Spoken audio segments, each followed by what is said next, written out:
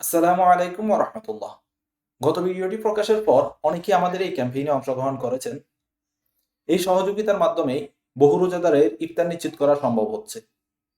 এটি কোনো অনুগ্রহ নয়, এটি একটি আমানত।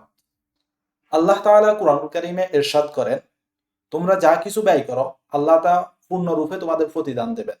এই আয়াত আমাদের স্মরণ করিয়ে দেয়, সৎ নিয়তে করা প্রতিটি ব্যয় আল্লাহর কাছে সংরক্ষিত থাকে। রাসূল সাল্লাল্লাহু আলাইহি ওয়াসাল্লাম বলেছেন, সবচেয়ে উত্তম সদকা হলো ক্ষুধার্তকে খাদ্য দান করা। রমজানের প্রেক্ষাপটে এই আমলটি আরও তাৎপর্যপূর্ণ হয়ে ওঠে।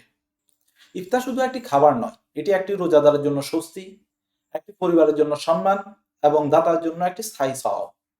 এই লক্ষ্যকে সামনে রেখেই আন্নাইম ফাউন্ডেশন পরিচালনা করছে ইফতার ক্যাম্পেইন 2026। আমি কথা বলছি প্রতিষ্ঠাতা ও পরিচালক মাওলানা ইয়াকুব সাহেব ছোট হুজুর, আমার আব্বার পক্ষ থেকে, যিনি এলাকার আলেমে দ্বীন ও মুরব্বী। তার হাতেই প্রতিষ্ঠিত ও পরিচালিত হচ্ছে এই ফাউন্ডেশনটি। আপনার প্রতিটি দান আমাদের নিকট আমানত স্বরূপ। প্রতিটি হিসাব কার্যক্রম শেষেই প্রকাশ করা হবে। ইফতার ক্যাম্পেইন আমাদের প্রথম কার্যক্রম। সকলের সুপরামর্শ আশা করছি।